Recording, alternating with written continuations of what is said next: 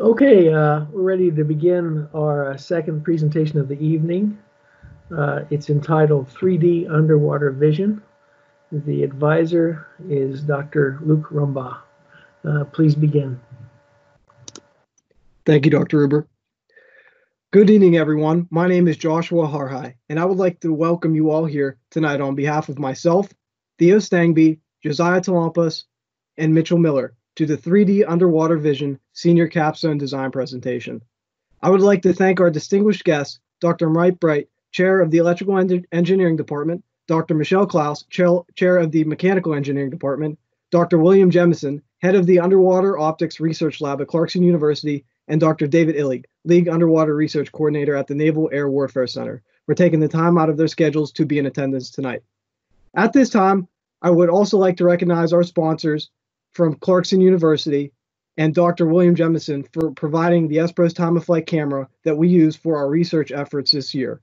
I would also like to thank Grove City for providing an exceptional learning environment and world-class faculty. And lastly, Dr. David Illig and the Naval Air Warfare Center for providing outstanding support and project coordination. Time-of-flight imaging is a relatively new method for capturing underwater spatial data. Time-of-flight imagers work by emitting a continuous or pulse light spectrum that reflects off an object and returns back to the camera. While this process is occurring, the time-of-flight camera measures the time it takes for the emitted beam to be captured by the camera's sensors card. The camera then uses this data to create a point cloud. If you look at the figure on the right of the slide, you can see that a point cloud has been generated by a time-of-flight camera. As you can see in the figure, there are hundreds of individual points that have been plotted. Each point is spatially referenced and contains data that has components that reside in the X, Y, and Z axes. Conventional time-of-flight imagers use infrared light to illuminate their intended scenes. Such images are widely used in contemporary mapmaking and surveying. When using infrared light to image underwater, the light becomes attenuated and is unable to traverse the medium successfully. If you would please shift your gauge to the figure on the right of the slide, you will see a time-of-flight imager using infrared light to illuminate a partially submerged object. As you can see, the portion of the object that is above the water is greatly illuminated and easily visible. However, the portion of the object that is submerged is becoming less and less visible and is only a few inches away from the time-of-flight camera. As this object moves towards the back of the tank, it becomes invisible to the camera in a span of less than 18 inches. Our primary goal for this project was to modify the illumination source of the time-of-flight camera so that we could capture underwater data and generate coordinately referenced point clouds. To accomplish this goal, we would have to develop a laser illuminator PCB, integrate laser PCB with time-of-flight camera, and test the time-of-flight camera with our PCB. Looking to the right of the slide, you can see the time-of-flight camera that the team was looking to modify. When the time-of-flight camera became fully integrated with the new illumination source, the image on the far right of the slide would depict a similar scenario to what a fully operational underwater time-of-flight test experiment would look like. Now, I would like to hand you all off to Josiah Talampas to talk to you about some of the experiments that we conducted to accomplish our objectives. Thanks, Josh. Generally speaking, experiments are vital to the success of any project. For us, they influence our path forward in the coming months as we perform them in early last fall. Our labs conducted in the past semester served goals of varying scope. Some were for troubleshooting specific components in a PCB iteration. Others were characterizing a component to inform future designs. And then others were for understanding or establishing an understanding of how environmental variables in a testing environment impact how you test a system and are important for when we do the experiments again when the camera is more fully developed. And for a brief overview of our experiments, on this slide are two that were aimed primarily towards our PCB implementations. On the left is Mitchell Miller's experiment, which was for testing different LC filters to use in our PCB, essentially to isolate the DC portions from the AC portions of the circuit. What this means is that we don't want to compromise the integrity of the input signal, which happens a lot and is something that software like Multisim can't necessarily predict all the time. On the right, we have Theo's lab experiment, which was for characterizing diode capacitance. This was important for at high frequencies where capacitances can compromise the output signal supplied to the diodes. He found that the internal capacitance of an LED decreases as the bias across it increases. Further, most importantly, he found bounds for the capacitance of diodes in the picofarad range. In other words, capacitance for these LEDs is most likely negligible for our frequency range, and so we can safely use them in our testing process. On the next slide, I have tests that we performed that were more on an optical side of things. For Josh's experiment on the left, you can see a histogram that shows pixel intensity values for an image. He found how image quality is affected by optical power. So he found a bound and range of voltages to supply to the LEDs in our circuit that will sufficiently illuminate an image just enough, as you can see on the image down there, but not too much that an image is oversaturated or using unnecessary power levels. For my experiment, I found how optical quality is affected by the clarity of the water in the environment. I found that, like, typically the camera's contrast value exponentially decreases as water clarity decreases as well. If we take, we also found a boundary for when you're testing an antacid contaminant. It only takes 10 milliliters of antacid to completely pollute 100 liters of water. And experiments like Josh's and ours can influence how, when these experiments are done in the future, and such as for minimizing environmental variability and providing necessary parameters to taking these images. As these experiments were performed early in the year, they were helpful in influencing our work in the following months. From Josh's, as I mentioned earlier, we found how we really, and also mine as well, as we use a similar testing environment, which you can see on the top of the slide, we found that we needed a more robust testing rig in the future with a firm camera mount and a larger apparatus to simulate the conditions that we want to test in the future. And you can see our new apparatus, which we didn't get to fully use, on the top right corner. On the more immediate side of things back then, Mitchell's and Theo's experiments were vital to understanding how we should implement our PCBs. Our goal of our project is essentially to switch a diode really quickly, and the implication is we need a clean output signal supplied to the diode, and this can be easily compromised by parasitic effects. So now I'm going to pass it on to Mitchell Miller, who's going to expand more on how our first PCB iteration was worked towards achieving this goal. Thank you, Josiah. Two of the biggest aspects of the camera that needed to be revamped was the illuminator board and the optics. I'll be discussing the custom illuminator board. During our research in TOF cameras, we learned that blue light perpetrates through water with the least amount of attenuation. The team decided to use a laser that operates in the green light spectrum at 520 nanometers. Because the Esperos camera's circuitry is designed for infrared lasers, we need to replace it with a new illumination board that can drive our laser. The largest constraint on our design was the need to supply large current up to 1 amp to the laser while switching on and off at high frequencies. It's hard to switch lots of current at high speeds while still having a smooth output signal without distortions. The camera sends signals up to speeds of 25 megahertz or 25 million times every second. In order for the camera to operate at full proficiency, our switching circuitry must support this peak speed. We explored multiple options for the switching mechanism, creating a few prototypes using op-amps and different FET transistors. After the op-amp design fell through due to difficulties with the feedback amplifier, we chose to use a BSD 316 MOSFET because it can allow 1.2 amps to pass through at the peak frequencies desired. You can see the software simulation in the upper left-hand corner and the breadboard prototype of the MOSFET circuitry on the bottom. Next slide, please.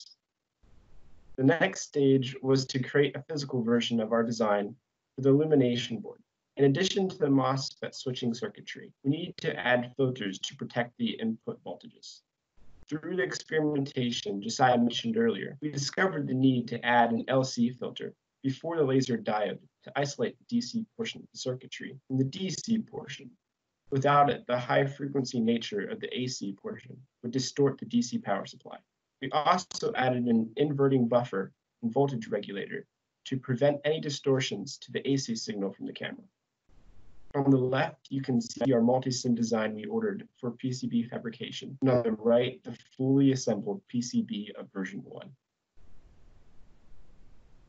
Once we had a physical version of our illuminator board, we began testing on our PCB.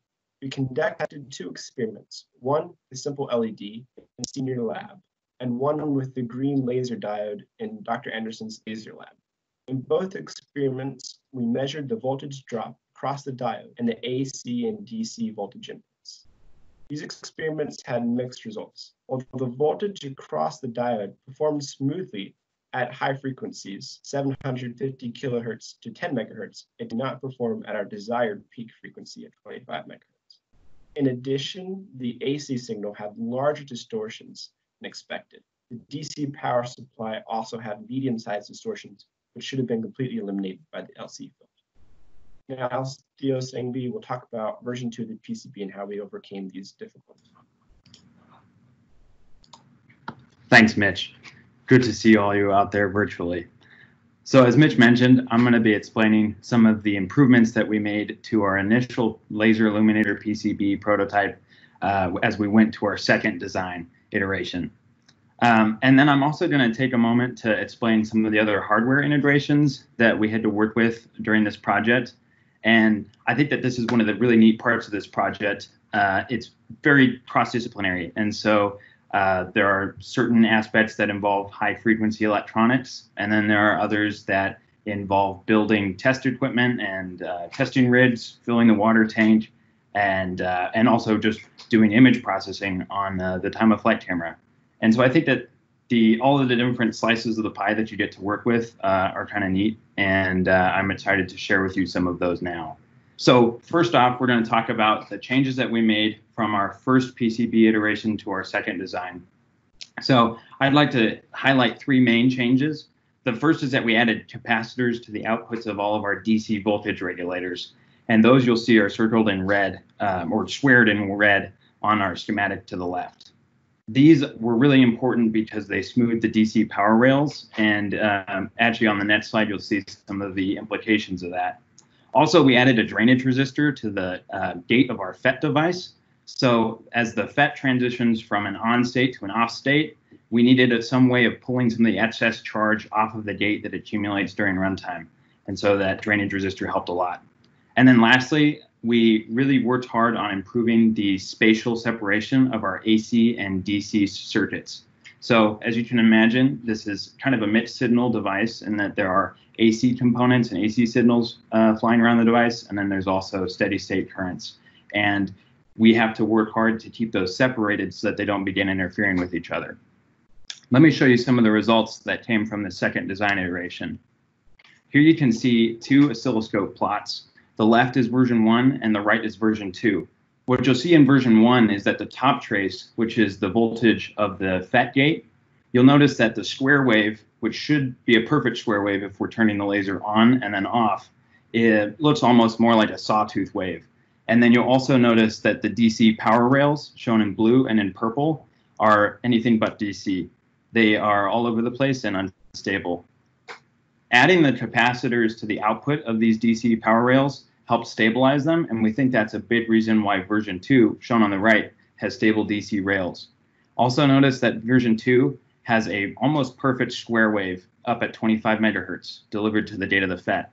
And then I think it's kind of interesting that the square wave that's delivered to the FET is almost a better square wave that we get from our benchtop signal generator, which is the green trace shown on the bottom of this slide. So now that we had this pretty cool laser PCB that turned lasers on and off pretty quickly up at 25 megahertz, we needed a way to cool the laser modules. And I actually didn't believe this when Dr. Rumbaugh said that they get hot, but actually they do. And I touched one and it was very warm. So we had to design this heat sink, and we ended up using a kind of a standard design, a 22 millimeter laser heat sink that grabs onto a copper module that the laser is press fit into for good thermal contact. But we wanted to improve some of the optical characteristics of our laser when we did this. Ideally, the laser light that we throw out in our scene would just be a nice kind of Gaussian broad distribution that illuminates the whole scene. And the laser diode by itself doesn't quite give us that. So we've added a lens that sits right in front of the laser module that almost semi-collimates the beam, not a tight collimated high energy beam, but it just focuses that light so that it hits a diffusing optic or diffusing pancake at the end of the heatsink. This is shown at the top of the schematic on the left, but you'll notice that the diffusing pancake is not mounted on the end of the heatsink in the image to the right. This is because the diffuser didn't show up in time before we all had to leave campus due to COVID. So now we've got this cool laser PCB, and we also have a way of cooling the laser. The next step is to start thinking about how we're going to connect this laser device to our camera. And the way we did that was we just took some 80/20 tubing. That was a natural choice because it's used readily in other areas of our test grid that you'll see later on.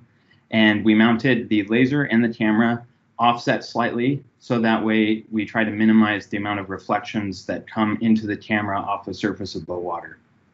This is also a good time to talk about some of the modifications that we made to our SPROS time of flight camera. The unit that we got arrived broken, and Dr. Rumbaugh and Josh spent several weeks troubleshooting and looking at schematics and block diagrams, and they were actually able to locate the individual surface mount components on individual PCBs that had been fried, and they fixed it, and now it works great. They also removed a near-infrared passband filter that was covering the camera's CMOS sensor. That's important because unless you remove that, the camera won't be able to see the green light that our laser emits. And then finally, Josh and Dr. Rumbaugh designed this neat kind of adaptive lens that allows researchers to vary the field of view of the camera from experiment to experiment. We think this will be really neat when we put it into our tank, because it'll allow you to, say, look at just the bottom of the tank during one experiment and then take it to the pool and have a wider field of view doing a second experiment. This is only a physical connection though, and we need to start thinking about how we're going to integrate the two systems electrically. For that, I'd like to show you this slide. This slide shows you in the center, a schematic for our converter board. And this is a board that we've simulated extensively, but we haven't actually manufactured. We were about ready to manufacture it before we had to leave campus due to the COVID pandemic. However, we've simulated this thing pretty extensively, and it has pretty good characteristics. It protects both the camera and the laser circuitry by buffering all signals in both directions, and it does this pretty quickly with only about a 5 to 8 nanosecond rise and fall time. I'd also like to point out that this board is unique in that it allows us to drive both high impedance and low impedance laser circuitry. All the boards we designed this semester use a high impedance input where we buffer the signal right as soon as it comes into the PCB. But other designs, such as the PicoLace board shown in blue in the bottom right, use a low impedance input. It's actually 50 ohms. And so we made this converter board to where it would be able to drive both types of equipment based on an optional termination resistor going to the laser board. All right, and now I'd like to hand things over to Josiah Talampas, who's going to explain another integration of the project. This is the software side of things.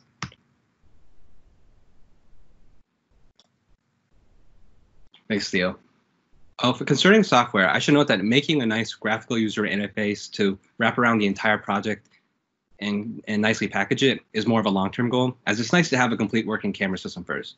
Nonetheless, we were able to establish the groundwork for future software developments, such as by creating scripts to use the camera API, as well as collaborating with our Clarkson contact, Kevin Mack, in the implementation of the complete GUI. The important thing we realized during this whole process was that the goal of our software, be it an API or a graphical user interface, is that it should be easy to use both for new users as well as long-term users. For our GUI, we hope in the future that it will provide users a convenient way to capture an image of any type, such as amplitude and depth images. Looking at the figure at the top right, it's a capture of an early version of the GIF of the GUI created by Kevin, and it's demonstrating how you can preview the image real time on the left and adjust the parameters like integration time on the right before you capture it. For now, we've written Python scripts that use the SPROS API that allow the user to interface with the camera through the command line. Looking at the code snippets at the bottom of the slide, the left snippet is from an implementation of the camera API provided to us by Kevin, and it's used to connect to the camera with an IP address and then set up the socket and timeout if no connection is achieved through USB. And also for this project, we wrote a script that allows us to use Kevin's API easily, where you can just use provided functions and capture images. Our script prompts the user for parameters such as number of frames that they may want to take in a run, as well as other factors like integration time. And our code makes sure that the user enters values that are within the ranges specified by the SPROS datasheet. And our code also uses OpenTV due to Kevin's suggestion, and that's a common library used in computer vision where you can easily load, read, and save images. And if you've never run a script before, ideally what you can do is just execute it at the command line. And what our script does is it prompts the user for necessary info, and then the user can simply press through an array of images with the press of a single key. And then at the end, they can save it if they want. We have a nice failsafe too that if the user clicks too fast for the script, it will save the last image that was taken, just in case. And an example of what happens when you run our script is seen at the bottom right, and that's a depth image taken after executing the API. And as I noted earlier, the GUI is long-term, so anyone who has worked on any aspect of the GUI, including the APIs, can provide feedback and even work on the project in the future. And this is going to be really important in the future when new teams tackle the project, so that we can inform them on the best practices. And in the far future, we hope to implement our vision of image processing. Ideally, we want to use our camera system with object detection implemented in non-ideal conditions like murky water, as we experimented with. On the next slide, I just have a brief overview of software like MATLAB that we use in testing. Joshua Harhai and I wrote scripts to read our images pixel by pixel and provide necessary information, such as histograms. And the common case is essentially it just takes an image name and reads through it and then produces a desired result. In both of our labs, we produced histograms of our images, as you can see at the bottom. And for Josh's, he just wanted a selected part of the image. And from this, we can evaluate values such as contrast when we're comparing images. And along the lines of testing, I'm going to pass it on to Josh, who will go more in depth with the testing rig as well as the finances involved.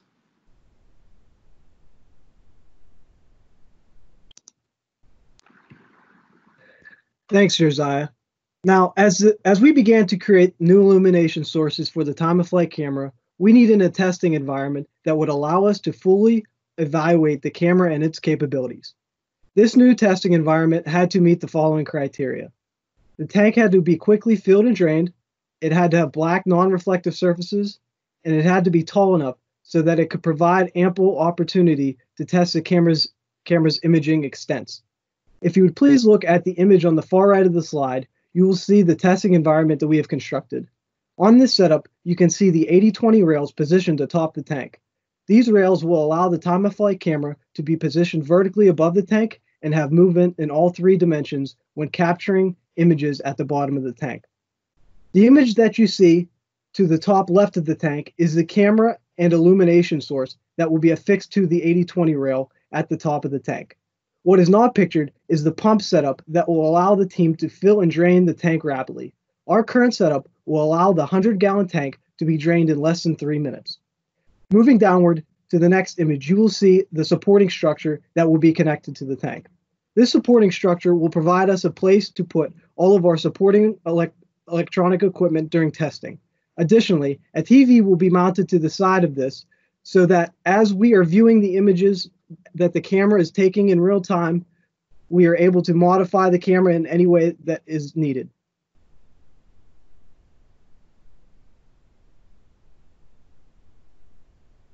In the fall of 2019, we were given a budget of $2,500. We spent a total of $2,120.43. This accounted for 84.8% of our total budget. Our budget was broken down into 6 categories, and they were illumination card development, laser equipment, testing environment, optics, testing equipment, and camera hardware. With that being said, the team expected a higher than average mobilization cost for the project because we were the first team to kick the project off. Our mobilization cost totaled $1,547.78. This amount accounted for approximately 73% of the total sum spent. The mobilization costs that were associated with our project were the testing environment, laser equipment, and testing equipment. As I give my closing remarks, I would like to bring to your attention to why our research and this technology matters. 3D underwater imaging has the potential to impact many lives. Underwater imaging could be used in the underwater communication transmission line planning, marine conservation, and mineral mining safety. With 3D underwater imaging, engineers could map the seafloor to plan the most efficient route for subsea cable transmission between continents. Currently, cables are deteriorating at a rapid rate because sharks are attacking these cables. With the implementation of 3D underwater imaging, engineers could plan a transmission route where shark feeding grounds are uninterrupted. Also, as many of you may know, global fisheries are being decimated at a catastrophic rate. The 3D imaging technology could be used to create maps that ecologists could use to manage fish spawning and capture waters to create a more sustainable global fishery. The use of 3D underwater imaging could revolutionize the offshore mining industry. The images that the time-of-flight camera captures could assist divers by creating a workable model of the underwater drilling environment. This would allow divers to better prepare for the tasks that they need to accomplish, which would result in less accidents and deaths in the mining industry. The future of underwater imaging is bright, and we look forward to seeing the progress we made this year contribute to the global research effort in underwater imaging. At this time, we would like to say a special thank you to Dr. William Jemison and the Underwater Optics Lab at Clarkson University for furnishing the S-Pros time-of-flight camera, and to Kevin Mack and Austin Jancy for their feedback and support. We would also like to thank Dr. David Illig at the Naval Air Warfare Center for co-leading this investigation. We would like to thank Dr. Chris Nadovich for his help with circuit design, Dr. Eric Anderson for providing space in his labor lab, and Mr. Scotchelet for his support in purchasing and technical guidance. Now, at this time, we would like to conclude the presentation and open the floor for questioning. Thank you, design team. Any questions?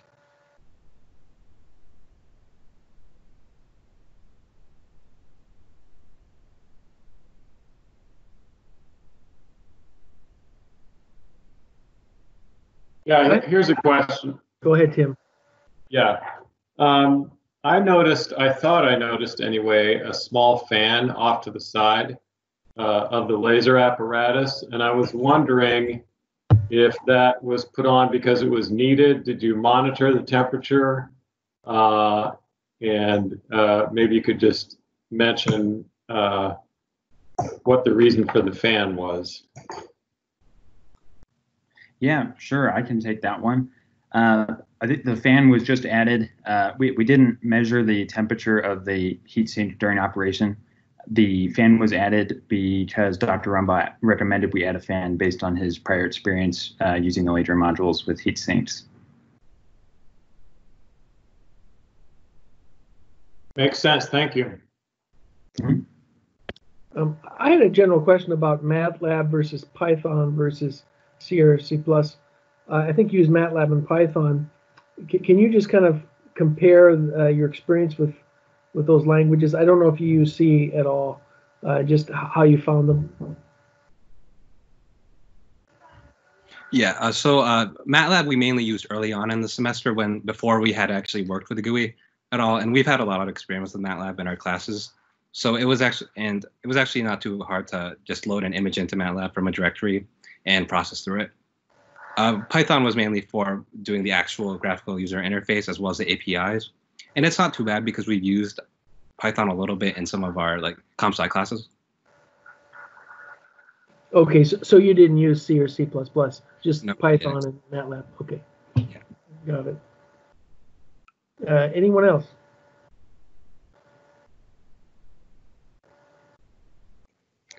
Hi, this is Mike Bright.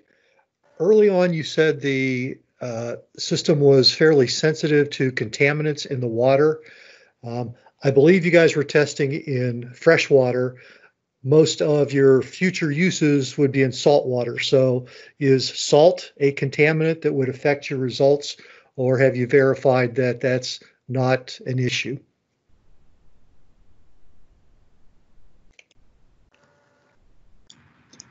Yeah, I guess I can take that. We have only done freshwater testing at this point. We heavily relied on our advisor, Dr. Rumbaugh, for his experience in testing optical systems in both saltwater and freshwater. It is my understanding that saltwater will likely increase the scattering of light as it travels through the water mildly, but it's not going to be as bad as something like mud or sand as you could imagine. So my understanding of that is that saltwater will have slightly less clarity than freshwater, but this shouldn't be an issue, although we have not tested our system in saltwater, as I think I mentioned. Thank you. Gio, you've got a question.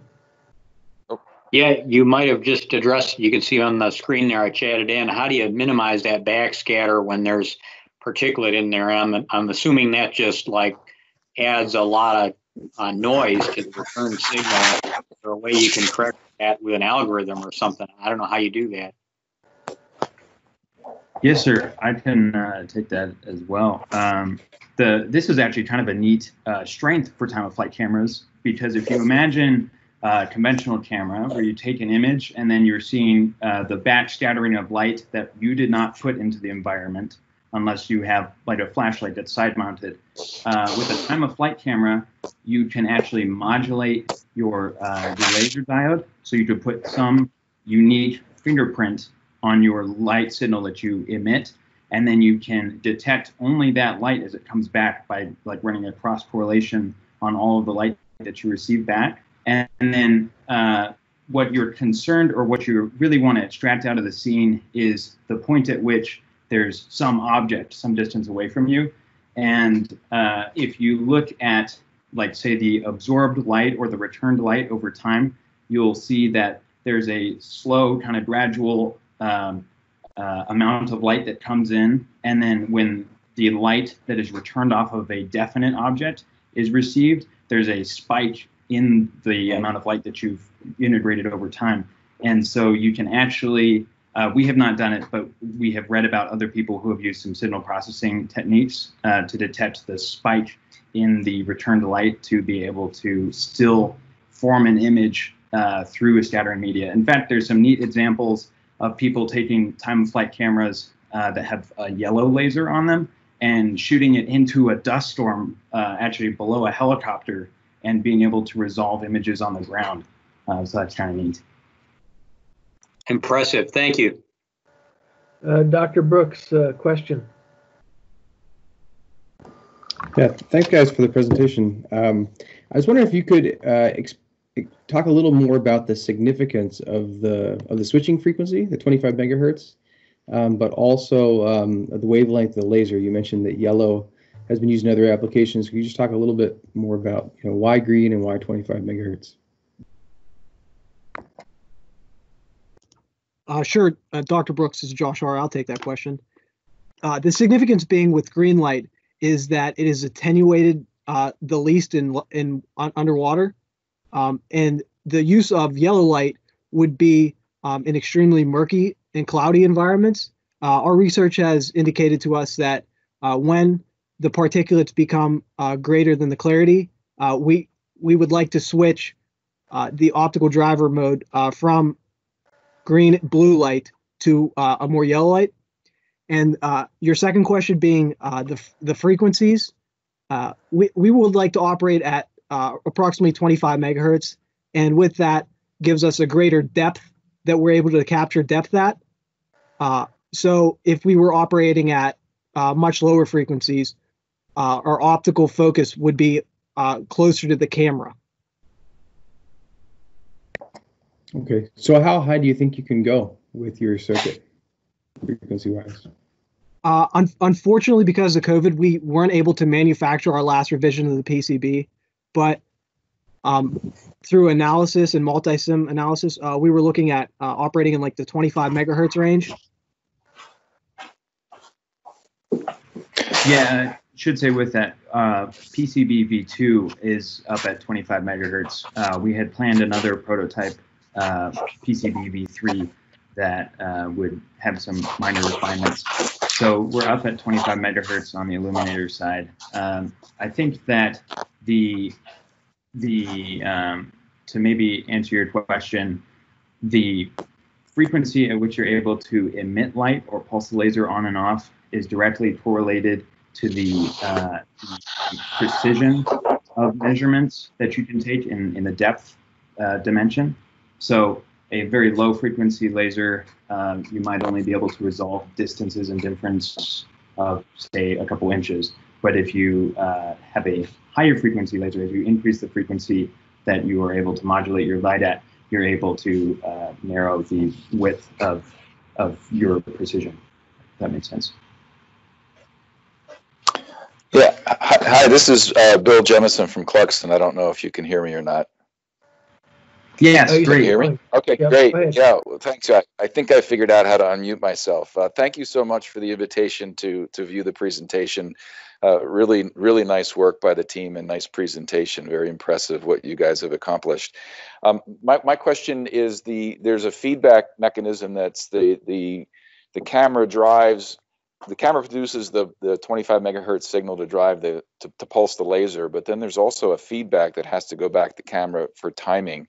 And I missed how you did that. Are you doing that all electronically, or are you somehow using an infrared detector to get the signal back to the camera unit?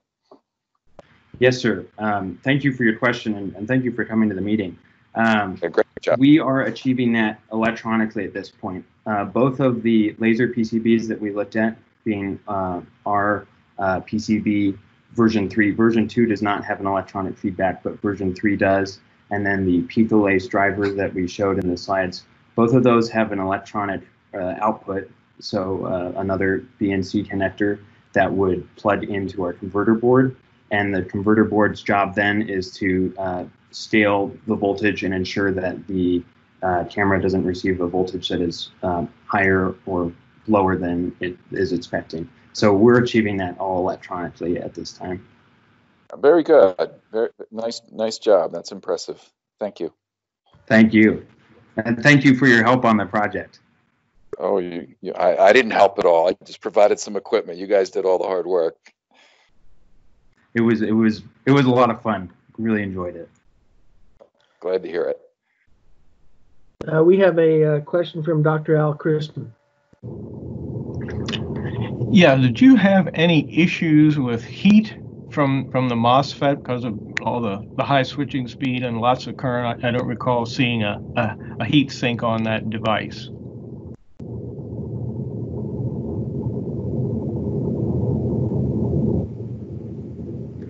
I can take that question as well. We did not put a heatsink on the MOSFET. We only ran the circuits for a few minutes at a time. We haven't really done any extended testing, and at least over that amount of time, we didn't have any issues with the MOSFET overheating. Thanks, Theo. Sure.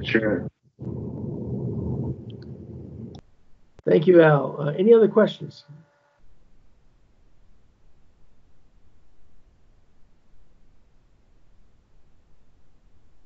Okay.